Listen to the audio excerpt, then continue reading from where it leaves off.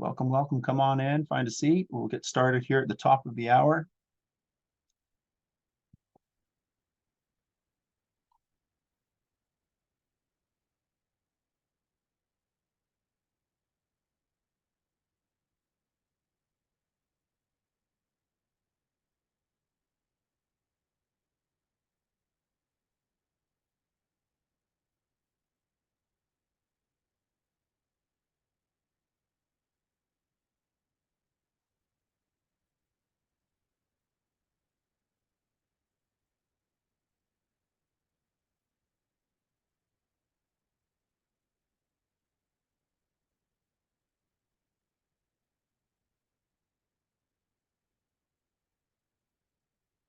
Okay, welcome everybody. It is indeed the top of the hour.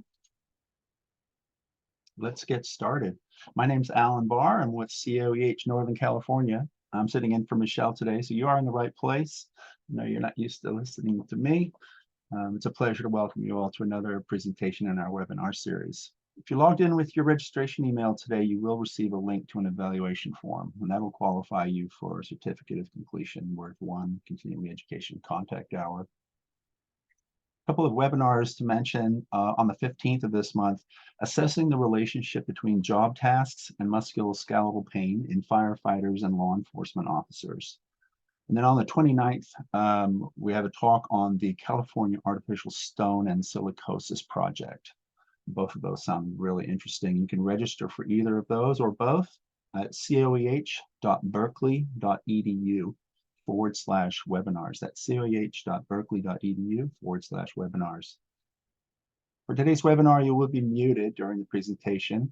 And as usual, we'd love to have you asking questions. You can enter them into the online Q&A, and we'll save some time at the end. The webinar is being recorded, and it will be made available along with past webinars on the COEH Northern California YouTube channel. And I encourage you to like and subscribe to our channel, help us continue to grow. Today's webinar is Evaluating United States Air Force Hearing Conservation Educational Materials. And our guest speaker today is Major Thomas Dominguez. Major Thomas Dominguez is an active duty bioenvironmental engineer in the United States Air Force, pursuing a doctoral degree in occupational and environmental health at the University of Utah. Major Dominguez chose to serve as an airman after graduating from Baylor University with a BS in mechanical engineering in 2010, and has subsequently earned a Master of Science in Industrial Hygiene from the Air Force Institute of Technology in 2016. He's taught hundreds of airmen as a career field instructor, mentored as a consultant, protected as an installation radiation laser safety officer, and has led as a flight commander over his 13-year career. And with that, it's my pleasure to hand over to our guest speaker, Major Thomas Dominguez. Thank you, Alan. Very much appreciate it. And thank you all for joining me. And specifically to talk about my preliminary study on evaluating United States Air Force hearing conservation educational materials. So to go over the objectives, we're going to discuss the utility in evaluating educational materials as an industrial hygienist. We're going to identify the various tools that can be used to evaluate these educational materials. And we're going to summarize the results that we saw after those evaluation tools were used. So a bit of background. Why evaluate United States Air Force hearing conservation educational materials? Why do it in the first place? Well, we approached it from NIOSH's hierarchy of controls, and we said, well, if we traditionally are looking at some kind of a company or organization or however you do industrial hygiene or your peers, the typical approach is to use NIOSH's hierarchy of controls. And this is our approach to the mitigation of hazards from the top to the bottom. So you work away from the top to the bottom to eliminate the hazard or reduce it as much as you can. So for the Air Force, with respect to elimination, to physically remove the hazard of hazardous noise, we have what's called hush houses. It's an enclosed noise suppressed facility.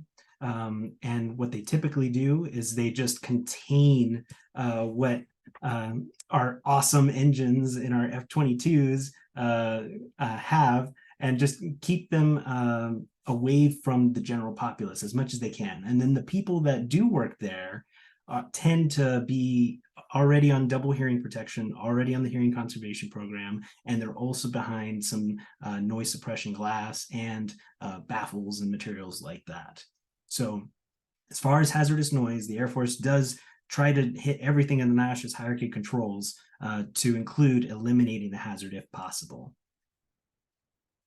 For substitution on the NIOSH's hierarchy controls, we try to buy quiet. That's the catchphrase, so to speak. It's codified in 42 United States Code 4914, and it essentially just boils down to if there's an equivalent product or device that typically produces a lot of hazardous noise.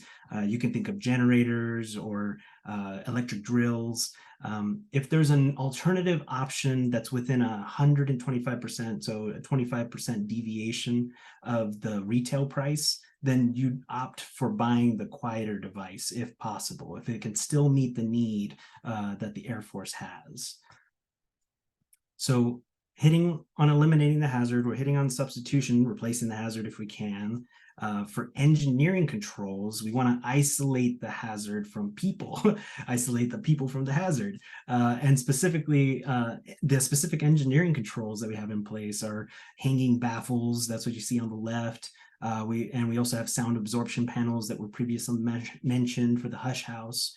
And then we also have machinery, vibration isolation products that we put under our devices or around our devices, whatever makes more sense, and just isolates that device from the facility to avoid the crazy vibrations which introduce sound into the work environment. So think of like if you were to put rubber stoppers on something that was vibrating, it would just kind of isolate it from everything else around it. And we're going to skip administrative controls just for a second, bear with me, and we're going to go straight to personal protective equipment. So specifically earplugs, earmuffs, these are both meant to address hazardous noise in the Air Force. And with all that, we've hit on different levels in the hierarchy of controls, and these, for the most part, prevent a lot of noise-induced hearing loss, but the numbers tell us otherwise. Amongst the most prevalent service-connected disabilities for veterans of all the compensation recipients, and this is all in the Veteran Affairs Annual Benefits Report, publicly available. But for fiscal year 2020, tinnitus, which is ringing of the ears, it sounds like ringing of the ears to you, and hearing loss were the top two most prevalent service-connected disabilities. Top two, not anywhere down below, it was top two. That was fiscal year 2020, and in fiscal year 2021, it went up, and fiscal year 2022, it went up again. Like and I understand its prevalence, but this is not trending in the right direction. So how can we address that? How can we attack that number and bring it down to the best of our ability? So I wanted to focus on the administrative controls, back to this administrative controls in the hierarchy of controls, specifically on education and training, which is a part of administrative controls. I personally have a passion for education, so I wanted to focus on airmen at the earliest possible point, their initial hearing conservation training, because I can't easily make a jet fighter quieter. But I believe if we target how airmen are trained, we can make a significant impact on noise-induced hearing loss prevalence. So specifically for administrative controls, there are hundreds of requirements that are contained and codified inside regulations that we're using to try to protect airmen. And each Air Force base is required to follow these regulations, but unless it's specified otherwise, they're free to implement controls as they see fit. So everybody's got the same playbook, but it doesn't mean everybody does the play the same way. And specifically, those requirements are contained within 29 CFR 1910.95 for occupational noise exposure for OSHA, the federal requirements. The DoD instruction, Department of Defense instruction, I should say, 6055.12 the Hearing Conservation Program outlines additional requirements in addition to the federal ones. And then for the Air Force on the far right, the Air Force instruction 48127, Occupational Noise and Hearing Conservation Program, which implements the previous two plus adds additional requirements. So lots of requirements in there. This is how we try to address it. But as I mentioned, as every base can execute those differently, we need to recognize and evaluate what airmen are trained with at each base. And that's where my study targets. This hasn't really been done before. So specifically for this research study, I intended to describe the hearing conservation educational materials utilized across active duty continental United States Air Force bases. So trying to rein in that research question and target a specific subset to try to address these problems with noise-induced hearing loss and tinnitus. So specifically, the methodology, how we approach this. So we needed to identify both the criteria and the tools that we need to evaluate these educational materials. And after looking in the literature, we settled on these evaluation tools specifically, with compliance added, since with compliance, as I mentioned, the separate services, the Air Force specifically in this case, has some latitude as to how they meet those regulations that were implemented inside of the DoD instruction and the OSHA federal requirements.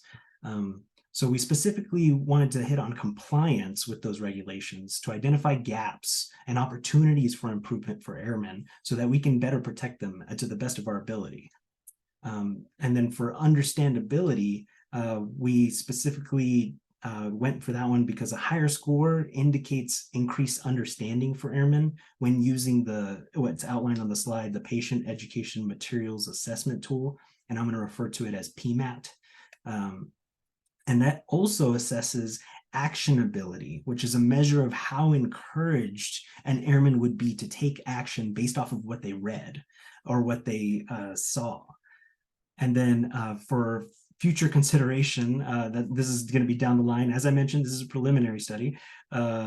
We're going to also assess for readability with the Flesch-Kincaid grade level because Americans in the literature are quoted to read an 8th grade level. So we want to assess, okay, well, what grade level are these educational materials for the Air Force to kind of get a gauge and then see if we can do anything to make it more readable. And likewise, the same thing for suitability with respect to the suitability assessment materials and what we're going to assess with. So we targeted, as I mentioned, active duty continental United States Air Force bases. And what that means is everything contained on that slide right there. It doesn't include Alaska. It doesn't include Hawaii. That's not part of the continental contiguous, so to speak, United States. And then active duty bases, because there's also guard bases, there's also reserve bases. I wanted to focus on our active duty populace, of which I'm a member of. So that's why you see certain ones grayed out, even though you might think, oh, there's an Air Force base over there. Well, it might be an Air Reserve base, or it might be Air Guard base. It's typically called Air Force base if it's an active duty base within the United States. So we targeted these bases. As you can see here, there's a color map as to which bases in which states we received, which ones we did not receive, which ones we received and didn't receive, depending on the base inside the state, one that wasn't targeted, and then, as I mentioned, the ones that don't have an Air Force base there. So specifically, we randomized the request order so that way there wasn't an influence there. And when we focused on that, we had 61 bases that we were initially targeting. 53 of those, we actually got a formal request with them in.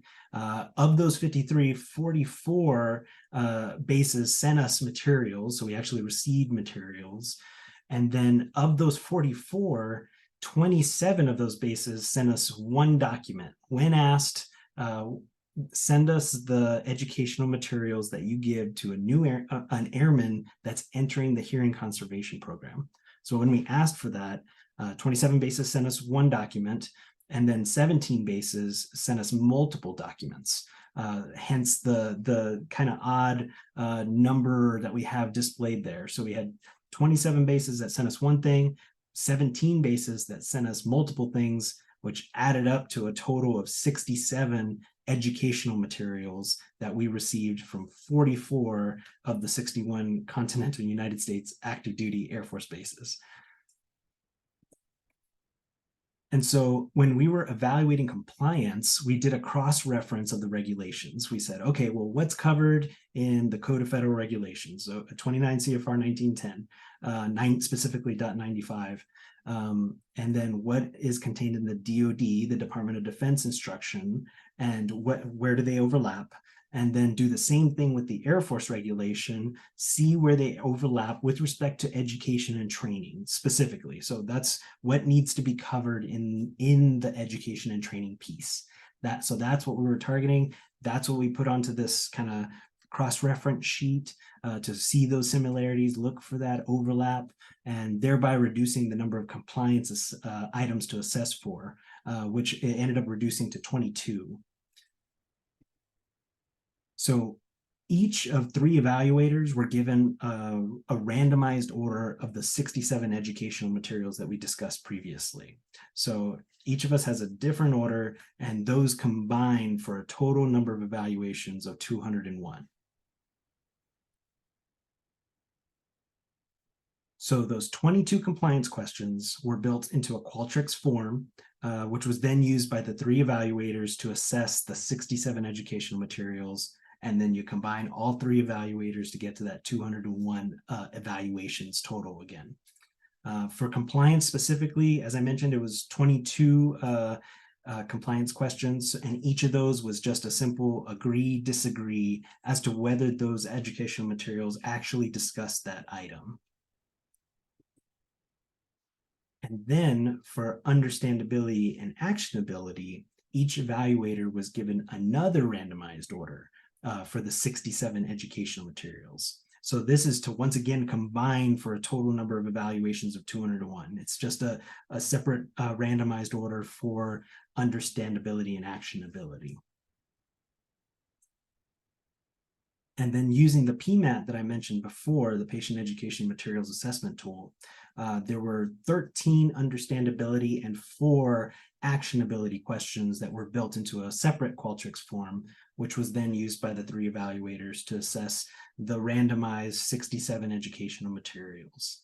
And unlike compliance, these were all agree, disagree, or NA. We had the introduction of NA questions as to whether that educational material discussed that particular item, and NAs were defined by the tool on their reference sheet. So what did we find? So with respect to compliance for all of the materials, this is just all 22 questions put onto a slide, and no need to try to read the fine text. Just wanted to get an idea, a picture of where the most disagreement was found. Where did all 3 evaluators, for the most part, see, not see, I should say, particular items. So a majority of them were found to be compliant for the 201 educational materials, but there were a few opportunities for improvement. And honing in, so this is the same thing except for honing in on the top 3 opportunities for improvement. We see that the procedures to report concerns about proper fit and use of hearing protection devices, the on-duty sources of hazardous noise, and an explanation of audiometric test procedures all have a little bit of room for improvement based off of the evaluations that we saw. And again, all we're doing is assessing for, does that educational material discuss these items, these compliance items? And so agree, disagree, and this is where we found the most disagrees for compliance. For understandability, we used as I mentioned, the PMAT for audiovisual materials, and we concluded that a majority of the 201 educational materials were also understandable. And understandability also had a few opportunities for improvement, however, and those you can see, again, they're towards the top, but you can also see there were some that were not applicable. For instance, the material allowing the user to hear the words clearly. None of the materials that we received had any narration associated with it or had narration attached to it. None of them had that. Therefore, it was NA, but it was part of the assessment. And so it was still assessed for it. It was just ruled NA, and it doesn't count towards the denominator for the point value, so to speak. Notably, the honing in again on the top 3 opportunities for improvement that we saw, not having a summary, not using the active voice, and text not being easy to read were the common trends that we saw amongst the hearing conservation educational material for looking at all the bases for all 3 evaluators, and all of them pretty much had a little bit of room for improvement. And that's okay. We should be able to identify these opportunities for improvement and then just make it a little bit better. And then for actionability, most of the 201 educational materials were considered to be actionable based on these questions. And actionability was found to be the strongest criteria of the 3 evaluated so far. And we still have 2 more that we want to do after this preliminary study goes through. So as you can see, the most disagreement was found with material addressing the user directly when describing actions. So that what that would look like is kind of instead of saying the patient or the customer or the worker will put hearing protection on, it says you will put hearing protection on to protect from hazardous noise. If that makes sense. And if it doesn't, just ask a question later. So overall for all Air Force Base materials, for all 201 evaluations, for these specific criteria with compliance, understandability, and actionability, these are the summary statistics, so to speak. So specifically for compliance, so looking at the regulations for OSHA, looking at the regulations for the Department of Defense, looking at the regulations for the United States Air Force, and seeing if we're meeting all these line items, we saw a mean of about 81%, which is a little bit lower than expected. We expected about 85%, but 81's okay. But as you can see, the standard deviation is significant, and that'll be discussed on the 2 slides from now. And then the medians is pretty high. It's 86%.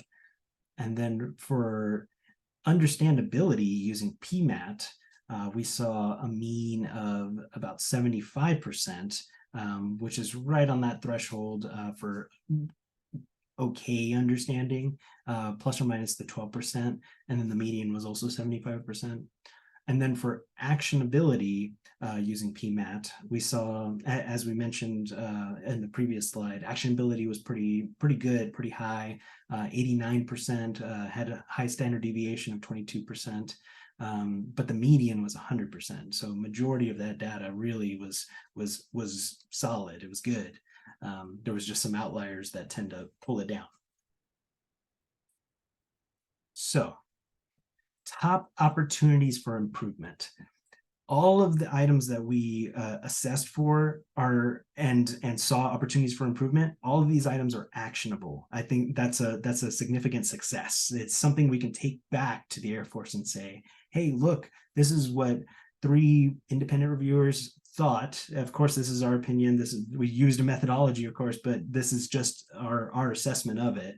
And we would like you to consider trying to modify these. Maybe we can make them a little bit better.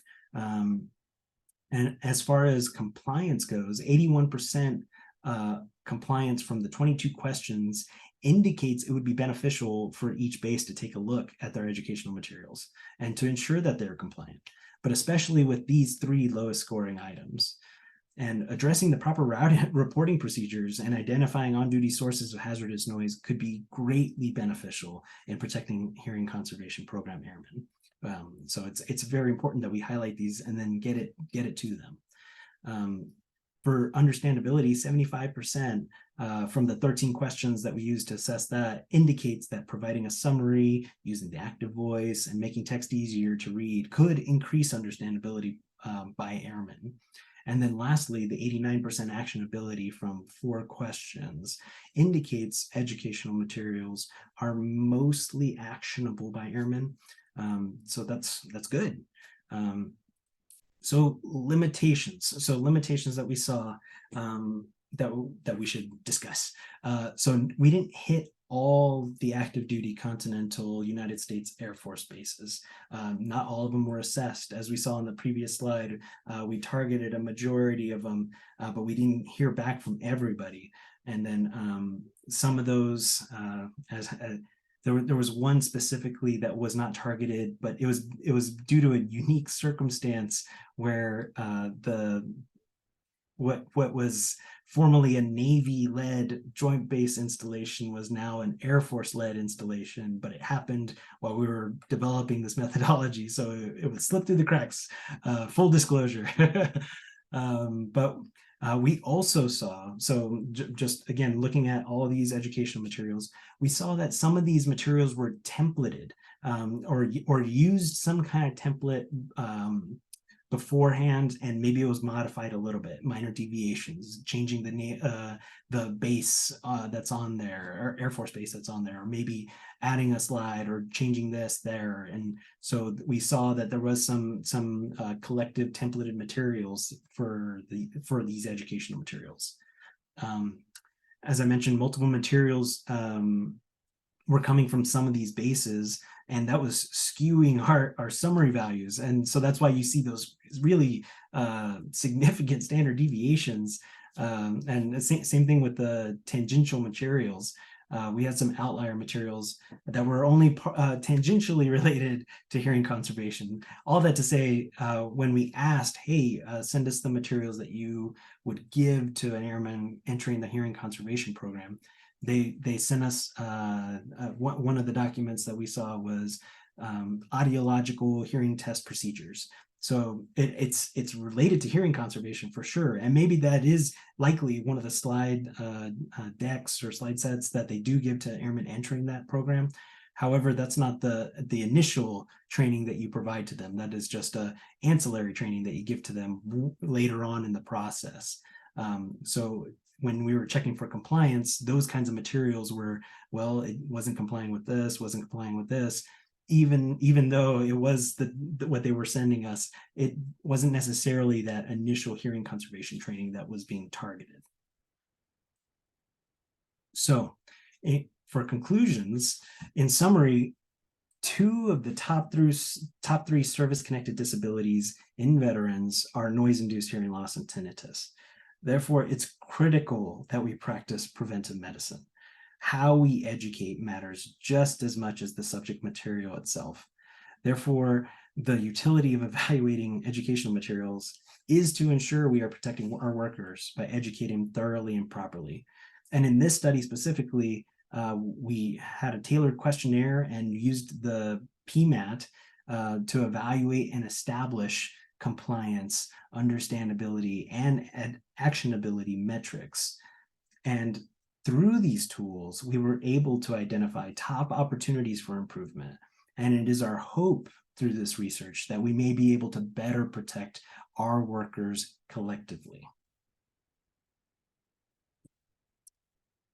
For next steps, we'll also be looking at as I mentioned, the readability and the Flesch-Kincaid grade level to kind of give it a grade level for each of those educational materials, compare it to that 8th grade, and see if we can do anything to make it lower so that there's more general readability by airmen or by workers if you chose to use this. And then to assess for suitability using the suitability assessment materials, and then also to look at the inner rater reliability amongst our 3 evaluators. As I mentioned, this is a preliminary study, so it's still in the works to determine our level of agreement amongst each other. As far as future research, a lot of opportunities here because there's some significant gaps we'd like to fill. We can evaluate educational materials from the other military branches. So this was very Air Force centric, Air Force focused. We can also explore other evaluation tools and methods that are out there. There's Flesch-Kincaid ease of reading level. There is a simple measure of gobbledygook, smog. There's all sorts of stuff that's out there to evaluate materials, specifically educational materials. And then we also have a pilot study that's already in progress that is testing the efficacy of educational materials using a field microphone and real ear device to determine the actual personal attenuation ratings, that when somebody enters their hearing protection in their ear, this device is able to tell us how much protection is this earplug providing. And then we can compare that to the noise reduction rating that's associated with that hearing protection, so that we can kind of get an idea of like, hey, well, there's room for improvement here. Or we can say, hey, look, you're wearing it how you should, keep doing that, and go forth and conquer and have a good working life and keeping your hearing protected for the years to come. So acknowledgements, I'd like to acknowledge my fellow Raiders, Clayton Garner and Lucas, and as well as Dara and Rod and Zach for randomizing for us, and Rachel, Lisa, Jim, and Dirk for mentoring and guiding, of course. And then I have to caveat, the views expressed in this presentation are those of the presenter and do not necessarily represent the views, the position, or the policies of the University of Utah, the United States Air Force, the Department of Defense, or the United States government. And with that, I give you my references and I open the floor to questions. Thank you. Thank you, Major Dominguez. That was excellent. But we definitely are a little short on time. So I warned you. If we did run short, I would ask you a little bit to, we spoke briefly prior to the beginning of the webinar about motivation, and that you had mentioned that you could discuss that in further detail. So I invite you to take up a few more of our minutes by discussing that. Absolutely. So with respect to industrial hygiene, let me go back in slides and I can just kind of show you. So we've got a lot of continental United States Air Force bases, and I've been stationed at I think 5 or 6 now, at the very least, all across the United States.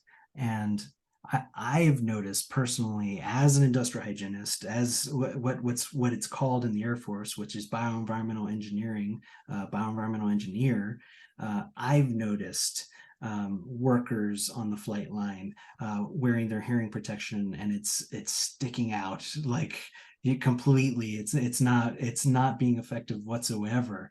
And of course, you can guide and mentor at an individual level, and you can try to educate and try to make sure that they understand the importance of wearing it properly and how to insert it properly, and to pull back and to push in and to hold and to roll it tight. And you can emphasize all those things, but ultimately at each of these bases, I'm only affecting my smaller sphere of influence with respect to this particular hazard, the hazardous noise.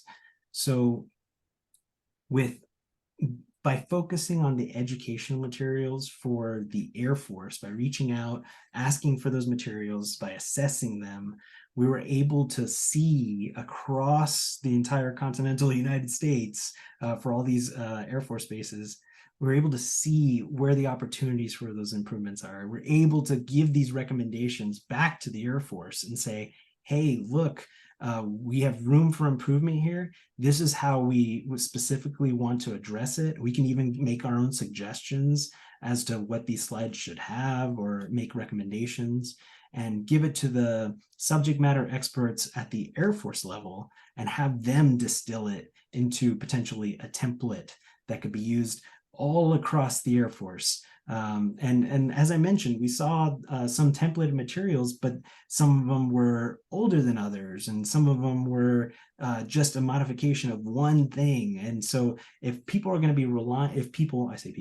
if industrial hygienists, if bioenvironmental engineers across the Air Force are going to be relying on these kinds of materials, these templated materials, then at the very least, we need to make sure that we're trying to put our best foot forward. We're trying to address all those regulations. We're trying to make it as understandable as possible and make it as actionable for the airmen so that they can actually put their hearing protection in properly and do that for their entire career, whether that's 3 years or whether that's 30 years. That's what we want to see. So that's why this study, a bit non-traditional in the industrial hygiene sense for sure, but it's no less important to try to address these administrative controls and try to get these airmen to understand to the best of our ability. I hope that answered your question. Yeah, excellent. So I was noticing there's so much variability across the materials, sort of suggested a more centralized approach for material development might be beneficial. Where is each base mandated to develop their own material in-house, or is there a more centralized version of this material generated somewhere? Excellent question. So to answer it specifically, there is an organization that does offer an educational material template that can be used by the bases. But as I mentioned, the bases are not required to use that template. They're required to meet the requirements still outlined in the guidance. So OSHA, DOD, Department of Defense, I should say, Air Force, they're still required to hit all these things in their educational material. It just doesn't have to be from a template. So to answer your question, yes, there is an organization. They do make a template, as far as I can tell. It's not required to be used, but it is available to be used as long as the subject matter experts at the base choose to go out, ask for, hey, do you have this kind of template? It's essentially consultants for that career field that try to impart wisdom, impart training materials, impart best practices from other installations, other bases, to try to make it as not necessarily as even as possible, but as just cover the bases, somewhere to start, almost like having a recipe for a cookbook. Like, you might not always follow the recipe, but as long as you know you got all the ingredients, you should be able to cook whatever it is you need to cook. Fair enough. We do have a couple of questions coming in now, and I thank you guys for that. Please keep them coming. First question is there a chance you'll look at audiograms and or OSHA recordable data from the bases to see if there's any type of correlation between training materials and hearing loss? That's excellent. That's excellent future research. I won't be able to do it personally, but that is an excellent suggestion for future research, because exactly tying these threshold shifts to potentially their training materials would be no, I'm not going to use that analogy. It would be very pertinent, very useful to understand. So that way we can try to address those things. Because when looking at the literature, you see that there's a look at the threshold data. And we do that at the base level even. We're looking to see, is there a threshold shift? Do we see a temporary shift, or is this indicative of a permanent shift in their hearing? So we try to prevent those as much as possible. But we want to, what's the word?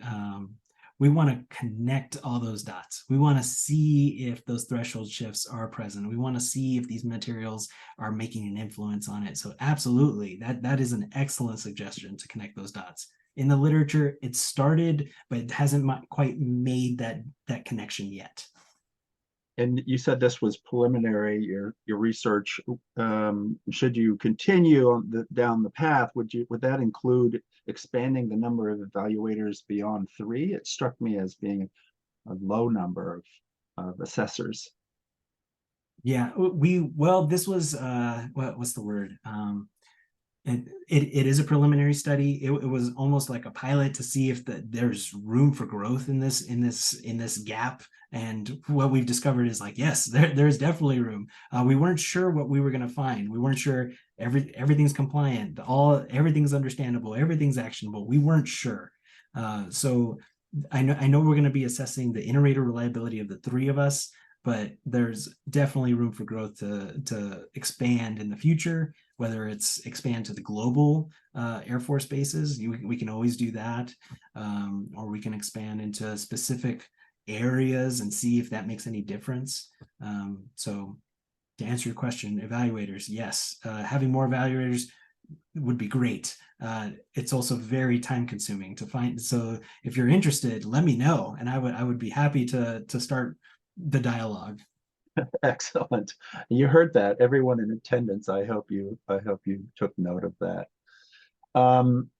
Okay, the next question we have: who did you ask for the materials at each base to ensure you were getting the most current material?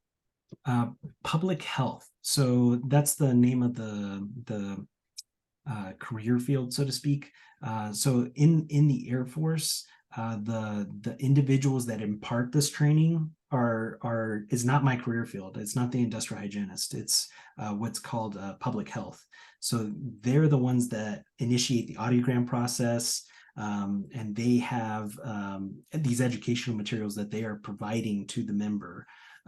So they are the holders of the key, so to speak. So they have the training materials. So I went specifically to those individuals, called that phone number, reached out by that email to see, okay, what are you providing, as it is part of their responsibilities, what are you providing in terms of hearing conservation educational materials to the airmen as they enter the hearing conservation program?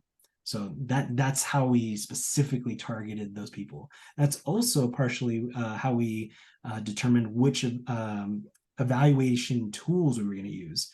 Because for the Air Force, public health is considered medical. So all the educational materials that are provided are considered educational materials that are technically going to patients. So what tools are out there to assess understandability, actionability for patients? And that's how PMAT was like perfect for that. And then with respect to compliance, that was just formally was based on the regulations. So that was just clear cut. And then for the others, it's just what we've seen in the literature being propagated a lot. Understood. Another question for you: would mandating the standard templates to be used in every base help streamlining in the training process? It can, and that can be a recommendation that we give, like an overall recommendation. But typically we don't see it mandated at that kind of level. It doesn't mean it's not possible, because we definitely have things that are mandated at that level and just pushed down.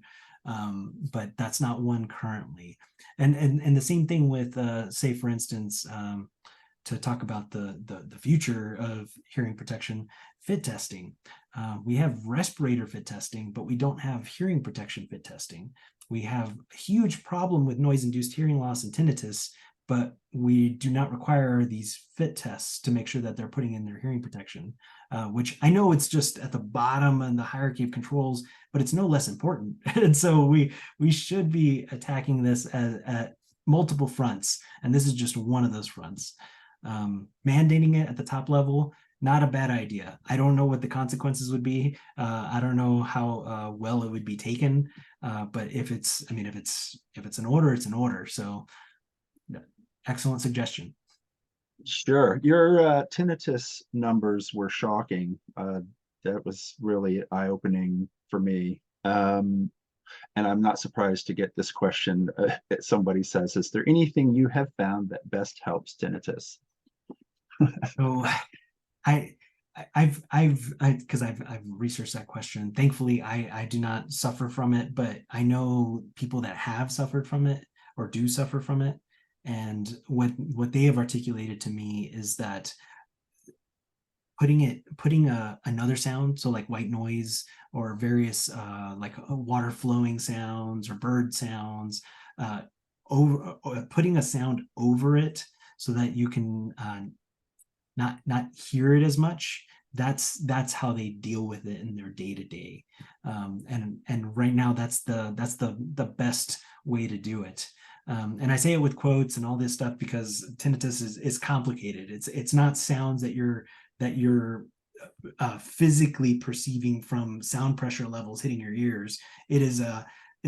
It's a response inside your brain, inside the auditory nerves in your ear that are telling you you're hearing something. even if it's not receiving input from an actual sound pressure level.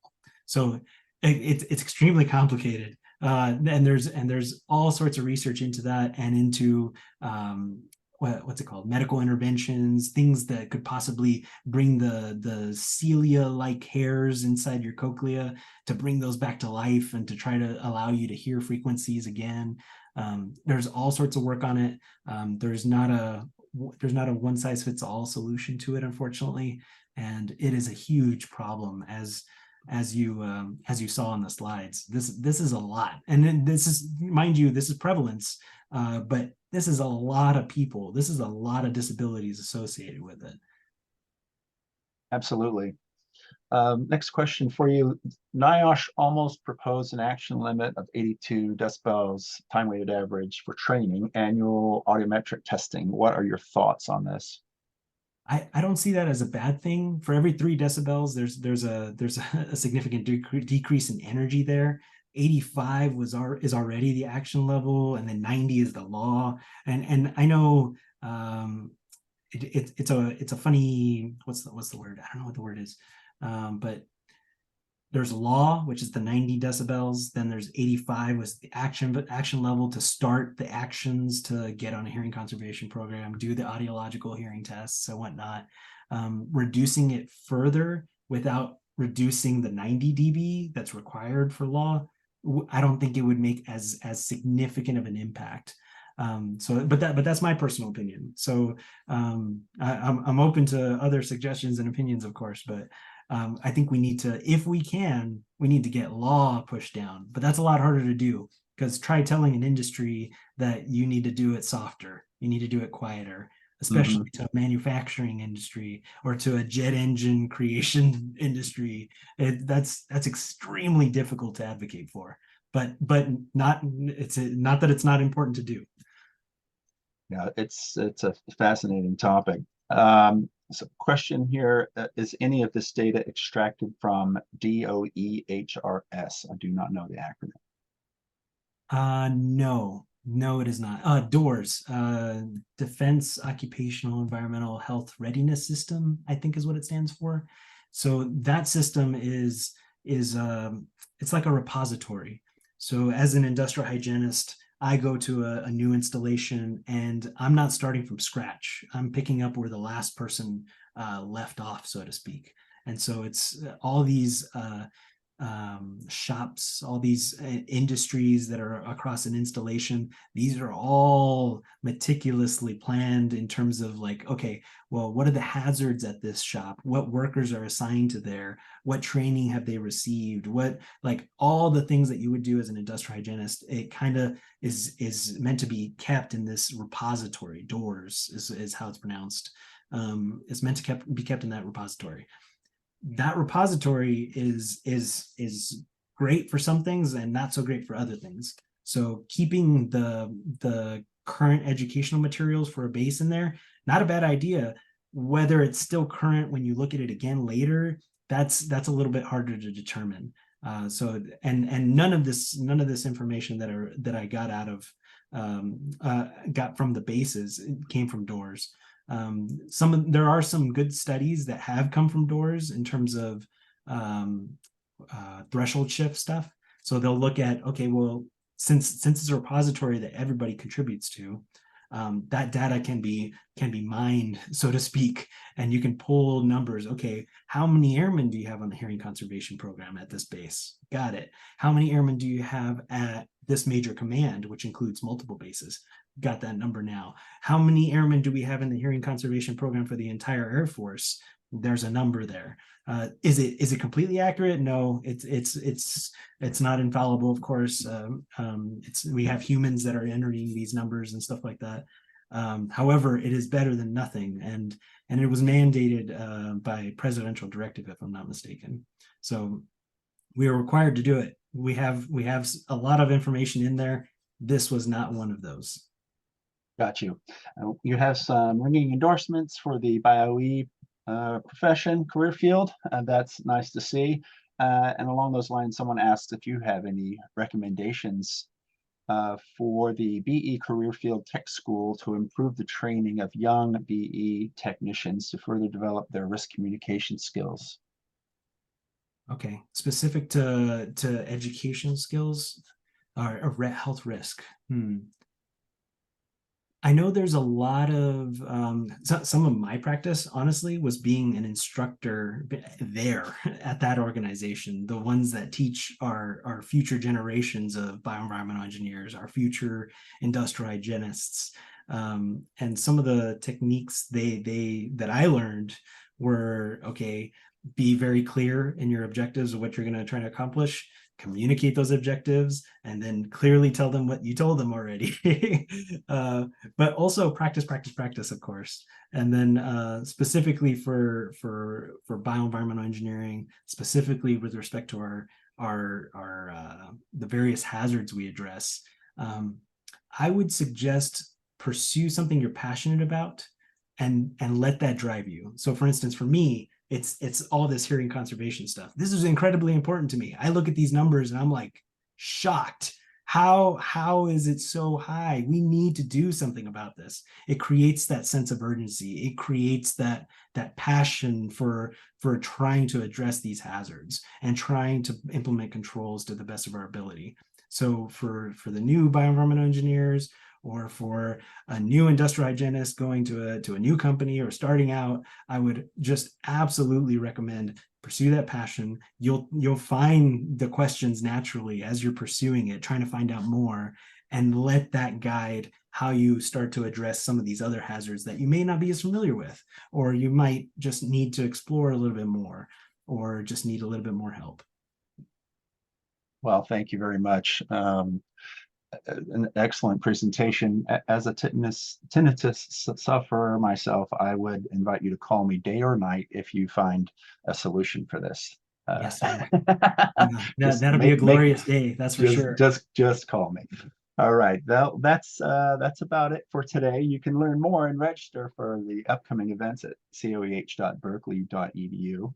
You can also subscribe to our YouTube channel, where you can find recordings of previous webinars and other events. As a reminder, if you logged in today with your registration email, you will receive a link to an evaluation form, and that will qualify you for a certificate of completion worth 1 continuing education contact hour. If you have any questions for us here at COEH Northern California, you can drop us a line at coehce@berkeley.edu. That's coehce@berkeley.edu. A big thank you to Major Thomas Dominguez for taking time today for this presentation, and I thank all of you who chose to join us for today, and we'll see you at the next one. Thank you, Thomas. Thank you, everyone.